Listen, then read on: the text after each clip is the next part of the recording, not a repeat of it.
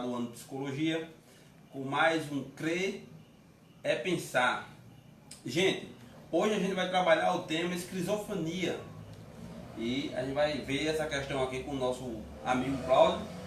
Ele vai desenrolar e a gente vai ver as questões de mito, verdade, o que é verdade, o que não é, o que as pessoas falam, o que deixam de falar. Como é que é realmente essa questão da esquizofrenia? A gente vai ver com o Claudão aqui. E, Claudão, obrigado seja aí bem-vindo, por estarmos aqui. A oportunidade ímpar da gente falar um pouco de um tema tão controverso, né? A gente tem falar um pouquinho da nossa fala aqui, vamos falar um pouquinho da história da esquizofrenia, vamos falar de como se deu os tratamentos e como é dado hoje, com todo o processo histórico e até a contemporaneidade a respeito de como se vê, a sociedade vê a esquizofrenia, como viu, e quais são as formas de lidar com isso no dia a dia e quais os processos a gente pode entender quanto a se há cura, se não há, se há uma predisposição genética para desenvolvimento da doença ou não. A gente vai debater essas questões aqui. Eu fico muito feliz por trazer para você, para os ouvintes, e falar sobre esquizofrenia é falar sobre a realidade do mundo, né? Porque a gente tem um processo muito forte relacionado às doenças psiquiátricas. A esquizofrenia é uma das mais graves porque inabilita o sujeito à sua lida social de maneira geral, principalmente quando ele é acometido de fortes sintomas e a aplicação de psicotrópicos no seu cuidado. Isso faz com que o indivíduo seja colocado de lá, à margem da sociedade, é marginalizado, porque você tem um indivíduo inativo socialmente falando, economicamente, socialmente, e é muito danoso a doença em si. Contudo, se você conhecer o processo, você conhecer os aspectos da doença e entender que esse indivíduo pode ter uma vida social de qualidade, mesmo com a sintomática presente, a gente vai ter uma boa qualidade de vida para o indivíduo acometido da esquizofrenia. Entendi. Entendeu? Bom, gente, eu trouxe esse tema aqui com o Cláudio por algumas questões. Uma foi aquele filme que eu fiquei muito curioso com ele, Uma Mente Brilhante. Aquele filme ali é massa demais. Você viu? Eu assisti o filme. Show. Uma Mente Brilhante.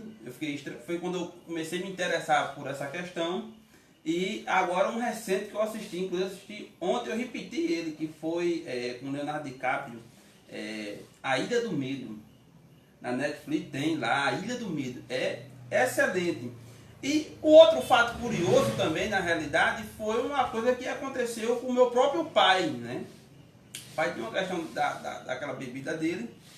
E pai, constantemente, o que acontecia? Ele, Cláudio, ele tinha a questão de dizer que estava vendo as coisas, que estava falando com as pessoas. E uma vez a gente foi para um médico com ele, até para o João Machado, e o médico aplicou lá, tomou todo o procedimento direitinho, só que infelizmente não deu resultado. Aí veio uma médica da SAMU, a gente chamou essa moça, veio uma médica da SAMU e ela disse, sabe por que acontece isso? Realmente ele vê o que ele está dizendo, e a questão dele é porque ele não se alimenta. Mas tudo que ele está falando aí, realmente ele vê. Agora eu não sei se era realmente um caso de esquizofrênico ou se era a questão da má alimentação em si, né? Ele bebia, mas não se alimentava, então ele via as coisas. O que acontece, Luiz? O processo, eu estava estudando há pouco, antes de vir para cá, e retomei a literatura e recordei a ideia de que a esquizofrenia se dá à base de um hormônio. Para entender um pouquinho isso, eu vai falar sobre o processo sináptico. Todas as nossas ações, nosso ver, nosso sentir, nosso falar, nosso agir, tem relações com o nosso sistema nervoso, entendeu? Então, esse sistema nervoso ele nos dá informações a partir de informações químicas. Nós temos nosso corpo ele consegue também ter informações elétricas. Então nós temos somente o coração, que é um órgão que trabalha a partir de impulso elétrico. As informações para que ele funcione se dá a partir de impulso elétrico, e a maioria dos outros órgãos são todos a partir de impulso químico. Esse impulso ele se dá a partir de uma série de hormônios que são liberados no processo sináptico, que é a transmissão de informação de um neurônio para outro. E nos processos onde o desenvolvimento da esquizofrenia, há um exagero na liberação de endorfina, que é um hormônio do prazer, né? E isso faz com que o indivíduo comece a ver muito mais do que o racional. Então, por isso que todas as medicações ligadas ao controle das psicopatias, as psicoses, elas são relacionadas ao controle do processo de liberação de dopamina, não endorfina, dopamina no sistema nervoso central do indivíduo.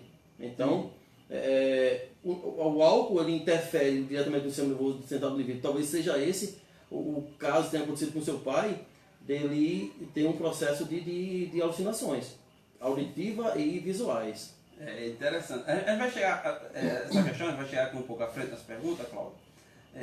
Você está se formando em psicologia. Sim. Está se formando em psicologia. Cláudio é 3 em 1, esse camarada aqui é 3 em 1, viu, gente? Policial, estava se formando em letras, né, Cláudio? No último momento, no último ano, foi de letras. Faltava um semestre para concluir. Um semestre, ele... Na verdade, 2 disciplinas. 2 disciplinas aí, deixou letra, foi para psicologia. Cláudio, o que é a psicologia, cara? A psicologia, de maneira geral, é um processo, Luiz, que estuda, na verdade, é uma ciência que estuda os processos mentais e os comportamentos do ser humano e as relações sociais. Então, a psicologia ela vai do comportamento, dos processos sociais e dos processos psíquicos do indivíduo. Ele está atrelado nessas 3 instâncias. O comportamento, como você pensa as coisas e como você se desenrola socialmente falando. Então, a psicologia está buscando compreender esses processos, de como se dão essas lidas, né? Então, a psicologia basicamente de maneira geral, se você pegar a etimologia da palavra, psicologia, logia, estudo, psico, mente, isso seria basicamente estudo da mente. Mas ela vai muito além apenas de estudar a mente, mas as suas relações, quer seja nos processos próprios mentais, quer seja nas relações, ou quer seja e como ele lida com as frustrações, com o sucesso dele. A outra pergunta, Claudio, que eu vou fazer é o que um psicólogo faz, porque geralmente a gente ouve, né, que são os caras que ganham dinheiro sem fazer nada, simplesmente fica ali ouvindo, anotando algumas coisinhas e dá um conselho, 2 diz pode ir. O psicólogo faz só isso mesmo, Claudio? O que o psicólogo realmente faz, cara? Vamos desmistificar aqui esse modo de ver o psicólogo. Infelizmente é cortar carne quando fala sobre isso, porque o que faz isso acontecer, de fato, as questões, a gente que está estudando psicologia, a gente que sente psicologia, a gente ouve muitos relatos de pessoas que ouvem o seu paciente e tendem a aconselhar a partir do senso comum, das suas questões morais, das suas crenças, das suas convicções religiosas, tudo envolvido ali. Então, ele larga o instrumental que ele veio ter aprendido na universidade e passa a agir com o senso comum, as suas morais e as suas normas, a sua própria vida. Tentar encaixar o outro na sua caixinha. Eu acho que seja isso, encaixar o outro na sua caixinha. Então, o psicólogo vai para além disso. O psicólogo deve ouvir. Freud vai dizer que o processo psicanalítico, psicológico, vamos trazer para a psicologia, ele se dá a cura pela fala.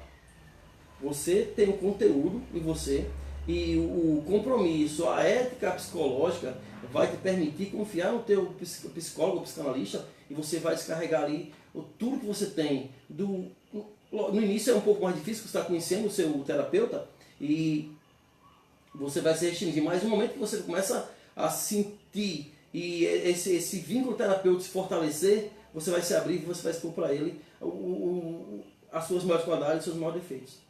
Então, é isso, é se libertar. A lida com o psicólogo é um momento de libertação. Se você entra para uma sala com o psicólogo e você não se sente liberto para falar das suas coisas boas, das suas piores mazelas, você não está no processo psicoterápico.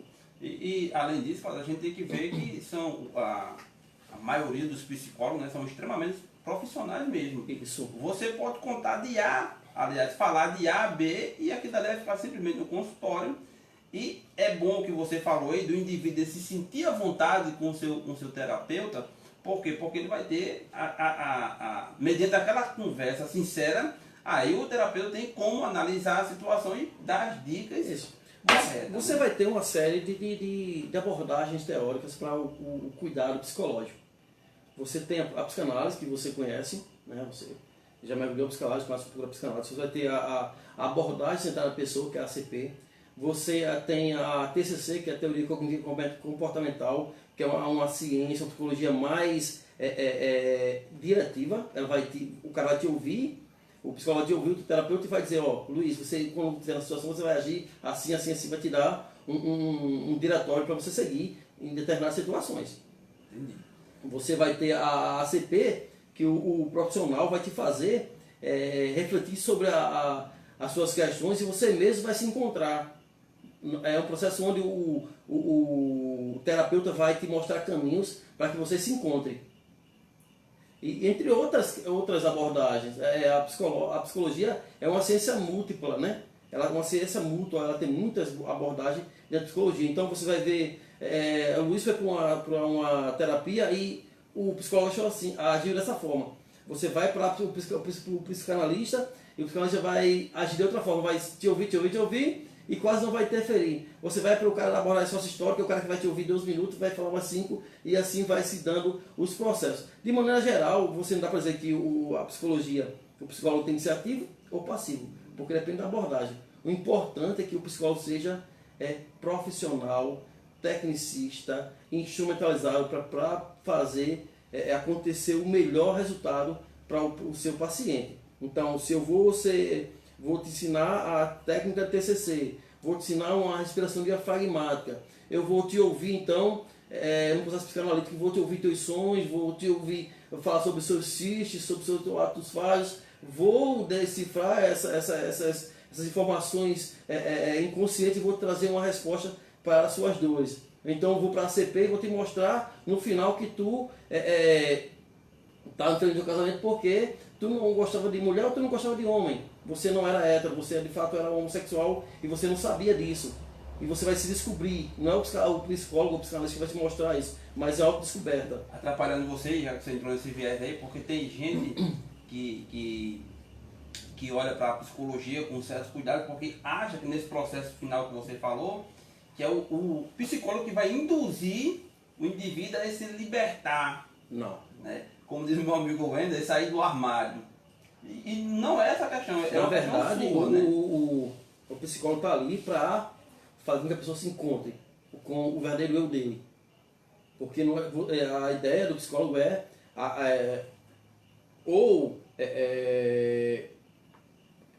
como se diz, não é eliminar o conflito, é administrá-lo. Se você entende que você for hétero, algumas questões, mudando só um pouquinho, que você não aceitáveis porque são questões que não se aceitam dentro da psicologia, a questão da pedofilia, essas questões dentro da psicanálise você já vai chamar das perversões.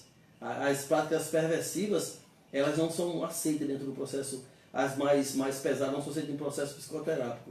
Então, se você tiver um desejo por um animal, eu não vou corroborar com esse pensamento de você ter relações com o animal, porque você vai ter ali até o risco de se contaminar pela doença. De maneira geral, não vou corroborar com isso. Mas de forma bem específica, o psicólogo ele não aponta caminhos, ele não dá diretrizes para você, para as suas decisões morais. Ele aceita seus próprios caminhamentos.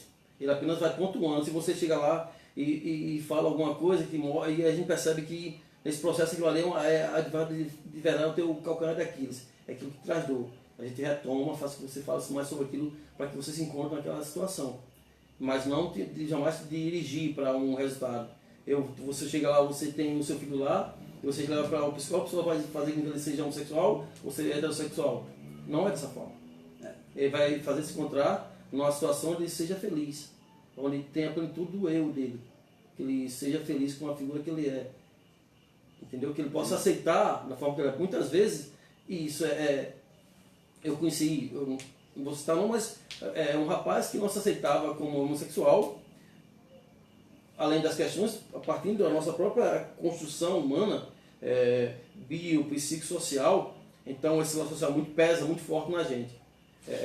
eu cresci num coisa machista, homofóbico, e desconstruir isso é um processo longo.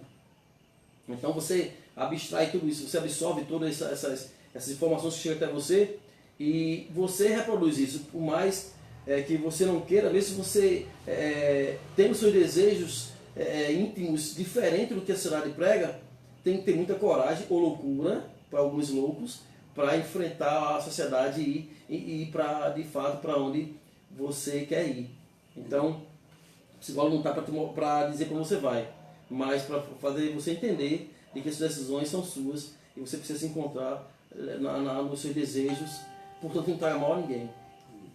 Veja, gente, o psicólogo ele simplesmente vai trazer para você realmente aquilo que você é, nada além disso. E não é essa questão demoníaca que o pessoal faz não, né, Paulo?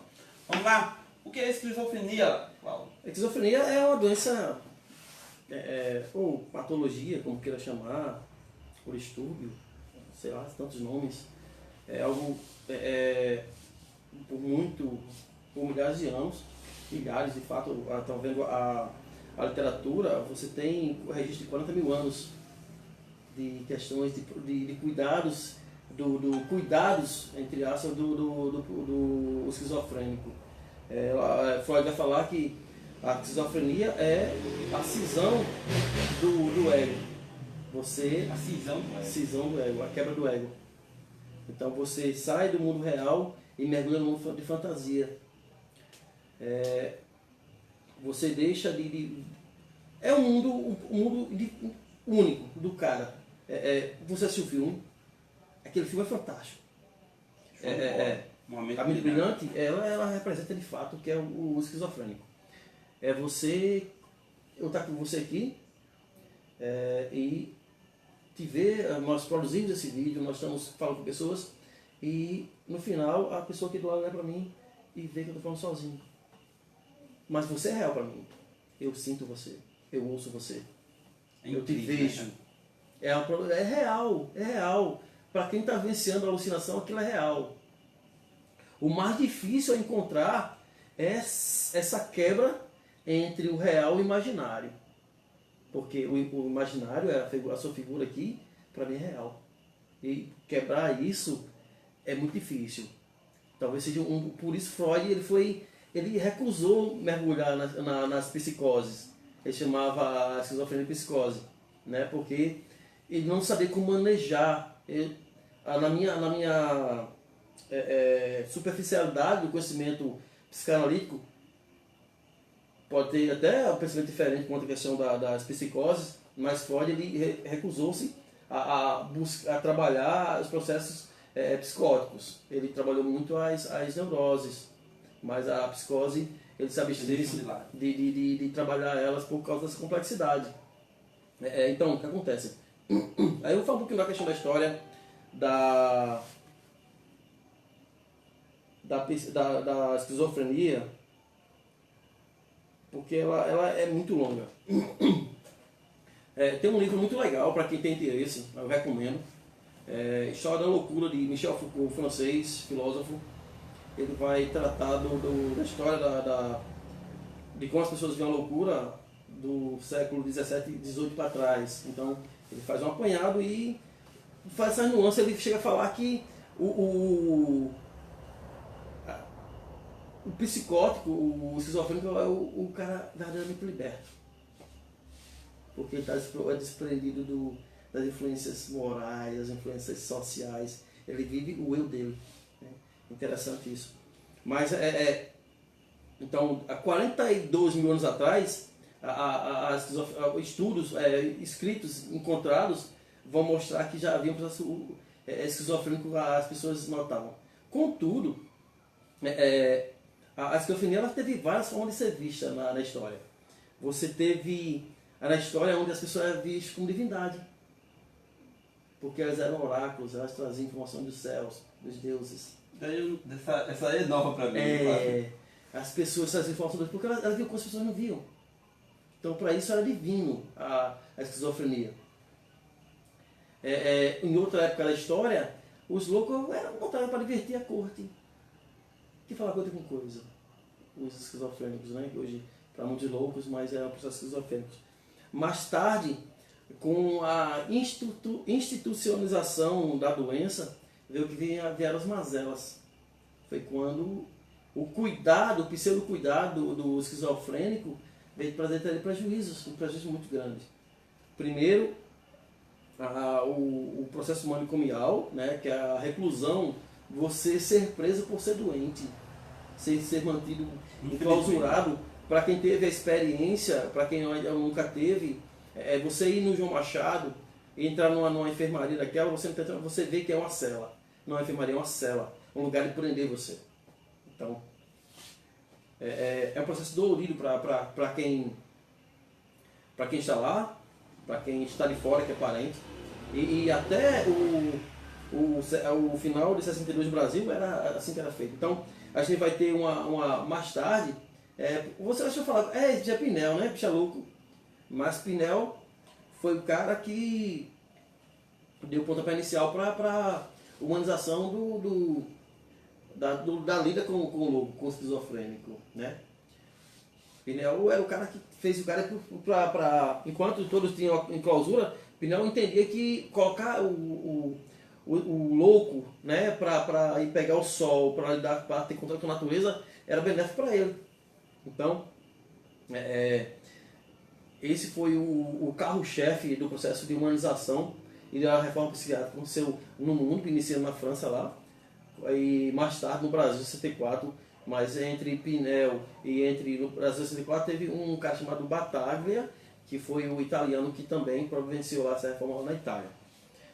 A coisa é tão séria, a questão da lida com o esquizofrênico, que eu acho que eu vou falar, o filme não mostra, mas tem um filme Suck Punk, é um filme, tem o complemento surreal. Esse filme ele mostra mais ou menos como é o tratamento com os outros. O filme é ficcioso, né? Não é um documentário, mas você vai ter um processo de tratamento muito, muito invasivo no indivíduo. Você vai ter o choque térmico na época. O cara ganhou o prêmio Nobel por esse tratamento. Que eles eram o quê? O choque térmico era feito com a inserção protozoário da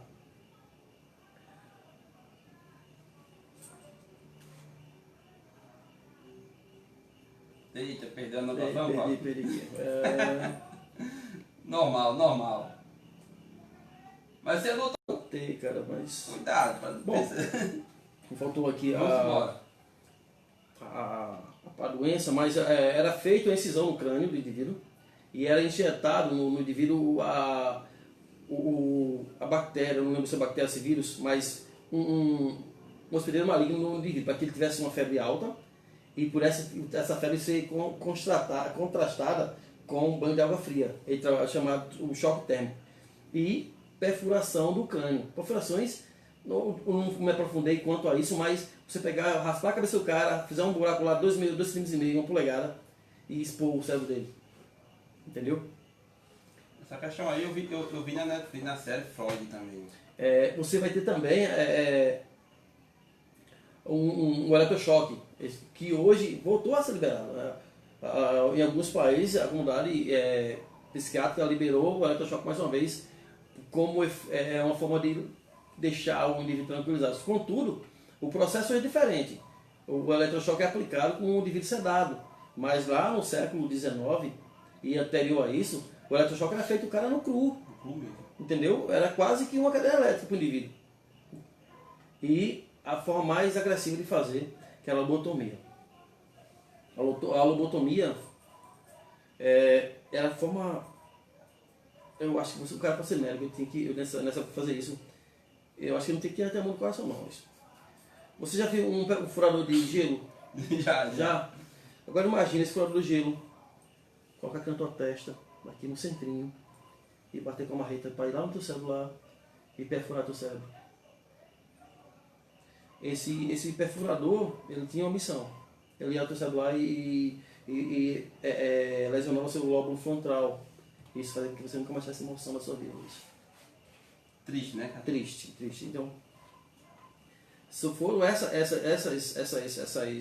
aberrações que se realizava com os pacientes esquizofrênicos, que foi buscado uma maneira de fazer diferente. Né? Então, atrapalhando aqui, pegando um viés aqui, mas essas atrocidades, elas trouxeram resultado? Ou era simplesmente teste, mais teste, mais teste, e não trouxeram benefício nenhum? O resultado era o seguinte, se partir da pressuposição que o louco e o esquizofrênico eram agressivos. Então, cara, se você pegar todos os caras que você agarrar aqui do nada, como é que tu vai reagir? Tu vai ficar quietinho? Tu vai se debater pra lá, vai tentar se livrar e vai tentar bater nos caras? Como não ser agressivo numa situação de onde você é subjugado, pego de surpresa à força muitas vezes? Então, dizer que o esquizofrênico é agressivo, eu busquei os dados. Os esquizofrênicos são menos agressivos que os ditos comuns. Se você pegar todo o universo esquizofrênicos, ditos loucos, e pegar todos os cidadãos comuns e colocar percentualmente quem comete mais violência, quem comete? Os bons. Os sãs. Então, você dizer que o esquizofrênico é agressivo está sendo muito positivista. Está sendo mal, na verdade, porque você está tirando de si, o são está tirando de si uma responsabilidade e colocar sobre o outro. Esse processo fez com que ele tivesse um olhar diferente. Então, essa forma de ver o louco foi mudando à medida do tempo. E em 62, no Brasil, teve a nossa reforma psiquiátrica brasileira.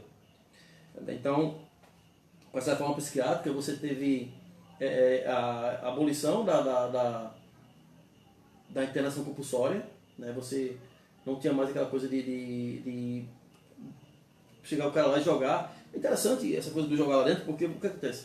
Tu tinha um exemplo. Não, agora esse exemplo porque isso é muito pesado. O filme que eu citei para você aqui, ele tem uma coisa interessante e é bem fatídico ao que ele aponta. Casos onde padrastos, patrões tentaram abusar de jovens e por elas não cederem e abrir o bocão, foram tidos como loucos e jogaram no manicômio. O que acontece? Você entra uma pessoa sã. Contudo, hoje os efeitos colaterais são menores, porque teve um avanço muito grande na indústria farmacêutica, mas no passado, as drogas que eram aplicadas para acalmar, para conter... Já imaginou tu, pastor Luiz? O cara diz, o pastor Luiz está louco. Vem aqui, o cara chama essa murcha, uma maldição, te mete camisa de força, uma algema e te joga de um machado. Tu vai ficar como? Enlouquecido! O que é coisa que eles vão fazer? Plantar remédio em você. Vai ficar lá babando. Então, não tem como mostrar aqui alguns slides, mas eu ia mostrar o cara que entrou no manicômio hoje, daqui a 10, 15 anos, o estado do cara. A medicação mudava o cara. Hoje, e na época de 62, quando houve essa mudança de paradigma de tratamento do esquizofrênico, mudou-se, porque você desinstitucionalizou o cuidado. As pessoas que não tinham famílias e que não tinham para onde ir, né, eram internos nos manicômios, e então foi criado as residências terapêuticas. Eram casas normais, e as pessoas iam morar lá. E o Estado fornecia um cozinheiro, e dava suporte lá, tinha um assistente social, então, e a alimentação do pessoal, tudo cuidado, mas era uma casa, podia ir e vir, entendeu? Foi feito de forma diferente. Diferenciada, nova abordagem, né? Totalmente diferenciada. Hoje, para você internar alguém, tem que estar numa crise muito, muito brava, entendeu? Para você, se o cara fica lá só o suficiente para ser estabilizado. Estabilizou para casa. Pra casa. Não tem mais essa prisão como acontecia há anos atrás. Ser colocado, jogado lá e tratado de toda forma e... Rapaz, é interessante o psiquiatra lá que batalha iniciou o processo lá de humanização, né, da reforma psiquiátrica na Itália.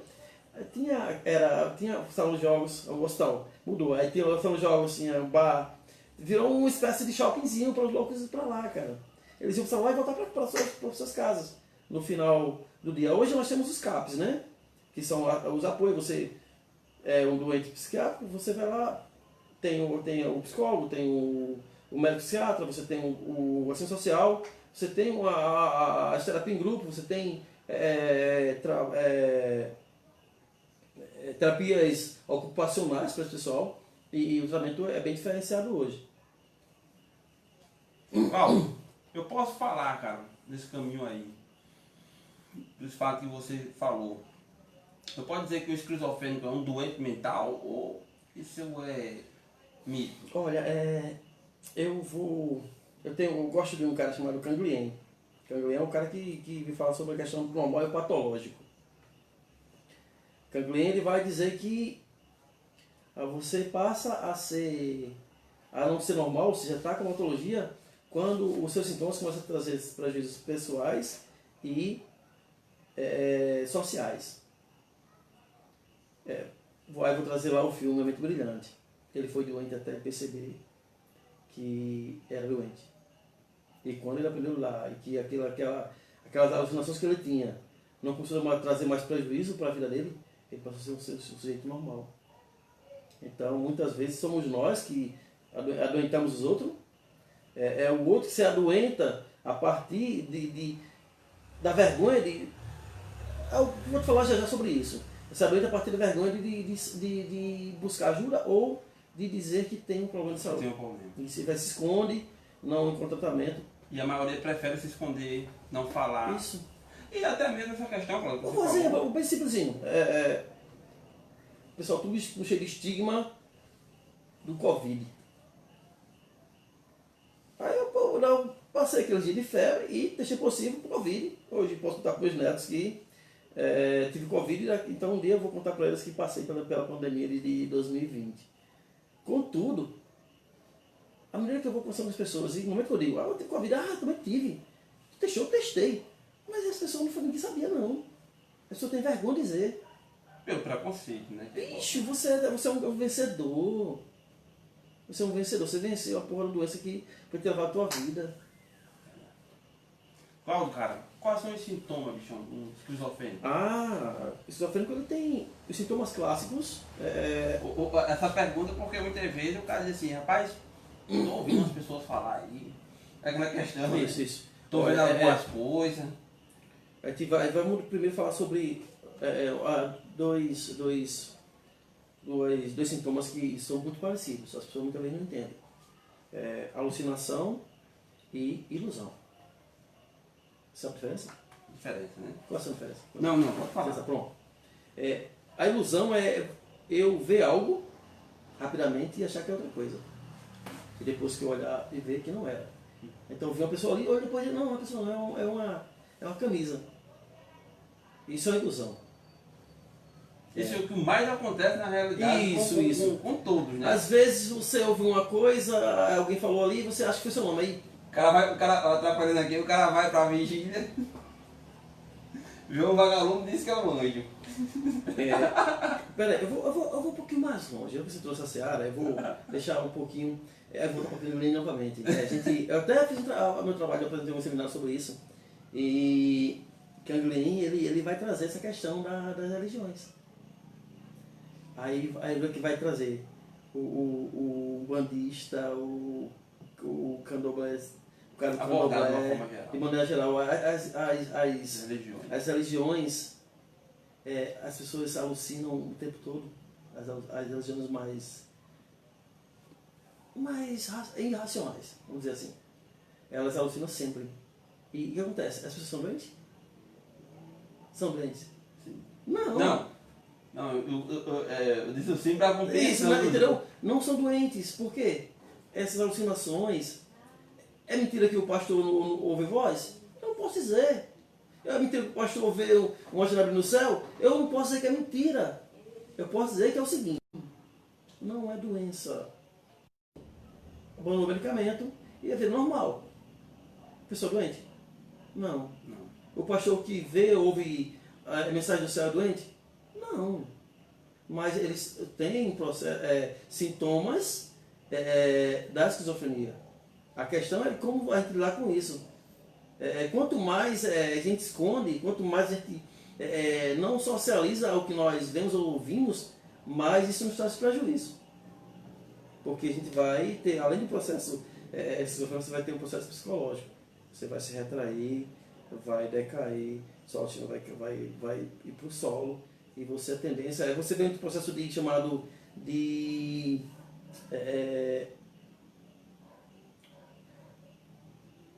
isolamento social. Tem outras palavras que faltou agora.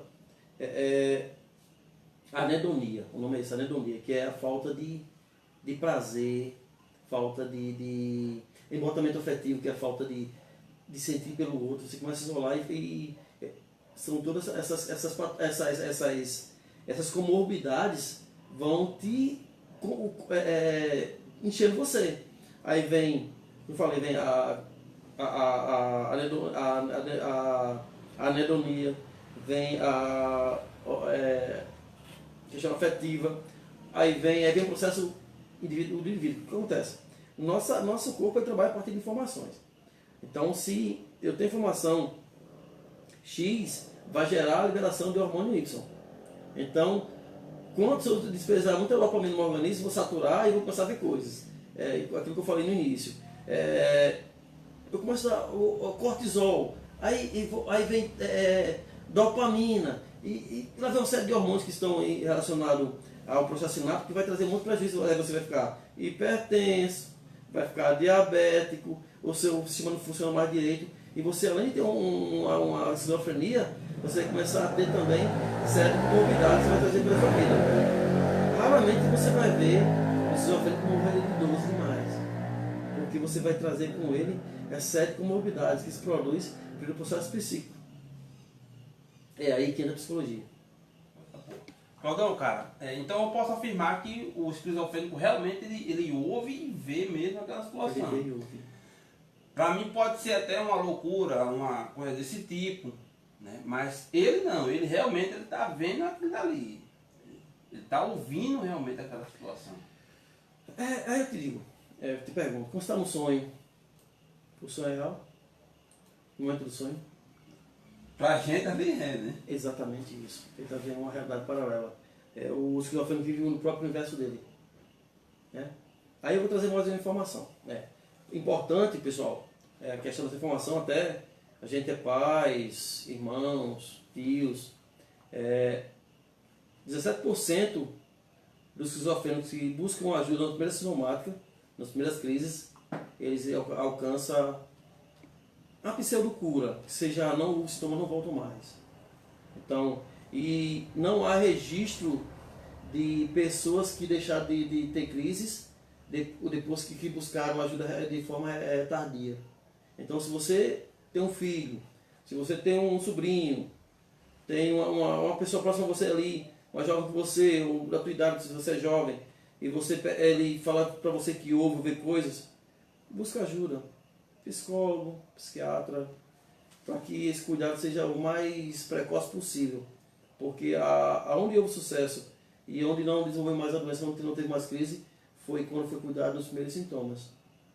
Paulo, uma coisa que você falou aí, que, veja só, geralmente a gente tem essa questão de pessoas que têm esse problema e ela pertence à religião A ou C ou D e muitas vezes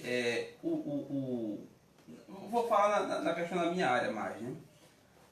O que a gente ouve? Muita gente ouve os pastores falar que é demônio, entendeu?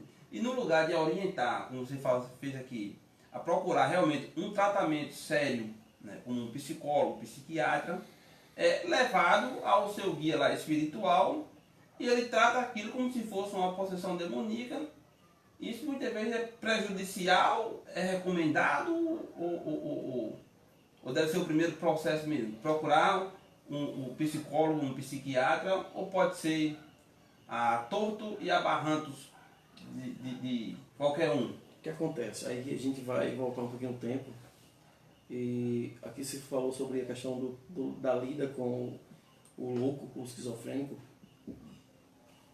A igreja, quando ela foi institucionalizada, a partir do século III, ela via todo o processo esquizofrênico como um ato demoníaco.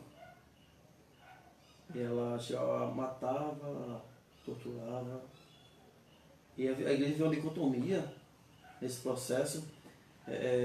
No início da instituição da igreja, e na Idade Média eles começaram a ver de forma diferente. Com a chegada do iluminismo, a esquizofrenia começou a ver como como é que se algo sublime, porque os esquizofrênicos produziam artes belas. Você vai ter Van Gogh, esquizofrênico, se mutilava. Se você pegar a obra de Van Gogh, é fantástica. Você vai ter produções magníficas. E entre outros, eu fiz aqui um nome que é bem conhecido, eu também conheço. Então, se a gente procurar na literatura, encontrar mais pessoas acometidas de esquizofrenia que produziam formas fantásticas. Porque ia para além da superfície da racionalidade do ver, e via muito além que a gente. Então, na verdade, a lida com o esquizofrênico é humana, tem que ser humana. Foi isso que Pinel viu, foi isso que Bataglia viu, e foi isso que foi feito em 62. A comunidade psiquiátrica começou a ver de forma mais humana o esquizofrênico. Então, o primeiro cuidado é o cuidado médico, para que ele possa, como falei, a questão, como há um percentual muito interessante de remissão do sintoma e não mais sofrimento, dos que procuram, de que encontram essa ajuda em primeiro momento, então 17% é uma parcela muito grande. Então, se você buscar cuidado cedo, você vai encontrar ajuda, a solução, né? Então, a família tem que estar aberta à aceitação. A exclusão, ela é maléfica, porque você vai trazer a construção daquilo que eu falei. Uma exclusão social, um retraimento, uma falta de produção de sentimento do esquizofrênico com as pessoas que o cercam, porque o que acontece? Por sermos seres biopsicossociais, Luiz, sentimentos são coisas que se aprendem. A gente ama quando a gente é amado. A gente fala que ama quando alguém fala que nos ama. A gente cuida bem quando somos cuidados bem. Se a gente crescer num ambiente hostil, a gente vai ser um homem hostil, uma mulher hostil. Então, se você cuida bem do cara que está cometendo esquizofrenia, dá para ele uma vida humana, oferece para ele a possibilidade de interagir em outro ambiente. Puxa, o cara, se ele não é bem com pessoas, leva o cara lá no bosque, leva para passear na praia, contemplar o mar, contemplar a floresta. Oferece a ele uma possibilidade de ser humano. Porque quanto mais você isola, menos humano ele se torna. Entendi. Então, no caso, você não vê nenhum problema de procurar um especialista? Não. Ou seu guia espiritual? Não, eu acho que você deve ser associado. Se você tem suas crenças, é aquilo que eu falei sobre o que o Clemente trouxe. A moça lá, ela tinha então em transe, surtava lá e buscou ajuda médica. Contudo, ela se achou de fato na espiritualidade. Ela encontrou na região afro-brasileira a resposta para a vida dela normal. Ela tinha todas as cargas dela esquizofrênica, vamos usar porque o que nós falamos de esquizofrenia, elas carregaram os processos de transe nos seus cultos religiosos. Entendi. Cláudio, penúltima pergunta. O esquizofrênico ele pode levar uma vida normal, Cláudio? Ou tem que... eu descobri agora que fulano é esquizofrênico, vou jogar ele no hospital e deixar ele lá, pronto. Ou ele pode levar uma vida tranquila dentro da casa com os familiares? A primeira colocação é que não existe mais colocar o cara no hospital e deixar lá, de molho como se fazia até meados do século passado, né? Isso não mais existe. Você pode até passar um tempo prolongado até estabilizar os sintomas e quando a equipe médica perceber que você está em condições, você vem para casa, aí tem um traje. Quando ele não te recebe, você vai para a comunidade terapêutica. Mas essa coisa de ele pode viver normal, é porque as pessoas, a gente não sabe admirar as pessoas e é íntimo. Mas se você for ver um prontuário médico, fizer uma pesquisa médica no prontuário aqui do bairro, não é aqui não, vamos para um bairro mais nobre do Natal, vamos lá na Pivira, que é o plano de acesso da classe média natalense. Você vai encontrar lá um grande percentual de pessoas que fazem tratamento psiquiátrico psicológico, quer seja para um início de uma depressão, quer seja um pouquinho mais profundo com um psicótico, aí você vai encontrar lá alguns medicamentos específicos para isso. Vai ter, o cara não vou colocar lá um diagnóstico, os médicos têm evitado isso, diagnosticar o paciente para quem não vê rotulá-lo. Porque quando você diagnostica, você rotula o indivíduo. Então, se eu ver aquilo, você apontar para mim, Cláudio, é porque eu estava ouvindo voz dizendo que eu era um loiro bem bonitinho. Aí, Luiz, você é esquizofrênico, bicho. Vou estar rotulando você. Lascou o cara. Pô, você já falou, você já ferrou, a sociedade não te aceita. Eu quero pastor esquizofrênico, não. Então, as pessoas, os médicos têm evitado fazer isso. Só em questão de perícias médicas é que os médicos têm aprofundado essa questão, quando produzem um laudo da necessidade jurídica ou pericial médica para a questão de previdência e alguns benefícios, os médicos vão e prestam um laudozinho lá, te conta, esquizofrênico, desenvolvendo tal sintomas de alucinações, e lá vai, desde tal época, cuidado com tal remédio, vai ter toda uma descrição sobre a sua doença e os cuidados que você teve, se você teve remissão de sintomas, se você teve aumento da gravidade dos seus sintomas. Então, a gente tem uma incidência muito grande. A sociedade moderna é um produtor de doenças psicológicas e psiquiátricas hoje. A gente vive um mau século que são as depressões. Essa clausura, essa falta de lida, essa maior doença do mundo. Essa produção do ser humano Nutella, né, como muitos falam para esse ser humano produzido a banho-maria, a pão de ló, tem fortalecido psicologicamente. Não estou dizendo que você pegue seu filho e massacre, mas o medo da violência urbana, o medo de perder o seu filho, de perder um ente querido para o crime, para a marginalidade, quer seja de forma direta, quando ele é cometido de um homicídio por um marginal, ou quer seja quando ele se envolve e começa a exercer essas mesmas práticas com aquele grupo. Então, de maneira geral, de fazer isso com nossos filhos. Eu faço isso com meus filhos, eu enclausuro. Infelizmente é fato. Então, estou na minha casa, eu só sai comigo. Quando vai sair, se vai para o canto, eu levo lá na porta, deixo, vou buscar. E assim se faz. Essa é a grande mazela do nosso tempo. Isso tem produzido seres humanos fragilizados. E, por outro lado, a esquizofrenia, assim como outras doenças psiquiátricas, psicológicas, elas têm um cunho biológico. Então, se alguém te fala de alucinação, aí você não diz nada, você começa, mas agora a tua família já passou por isso? Aí você vai começar a ver, não, tia fulano era mais bem controlado, tio ciclano tinha isso. É um fato curioso, né, Claudio? Que a maioria das doenças que nós temos, ou produzimos, ou vai nascendo, geralmente é essa questão biológica, né? Isso. Essa doença é complicada. Questão hereditária. Hereditária. O que acontece? Contudo, ela sabe que tem gatilhos. Aí, galerinha, se tiver algum jovem me ouvindo aqui, é importante que vocês ouçam isso. A maconha, essa coisa que a galera curte aí, dá uma legal, posso usar o termo? Pode usar o termo. Essa porra fora pra ver de vocês. Tu que é jovem aí, que tá na adolescência, nessa época ela engatilha os processos esquizofrênicos. Se você já passou pelo processo de maturação humana, se você passar todo o processo de estar desenvolvido totalmente, se você usar, provavelmente não tem nada. Mas na adolescência, se você tiver predisposição às doenças, você vai desenvolver. Inclusive, você falou isso aí, a gente tem até fato de pessoas conhecidas na realidade, né? Que tem um parente que a gente tinha predisposição, porque a família já vinha com tem essas coisas. Quando ele começou a usar, pronto, estourou. Começou da adolescência e assim foi. Fala, meu amigo, a última pergunta. Tem cura essa esquizofrenia, cara? Não entendemos como cura. a gente, aquilo que eu falei, 17% desenvolve sintoma uma vez e não volta mais a desenvolver. Mas nunca se está curado, mas que está remissão de sintomas.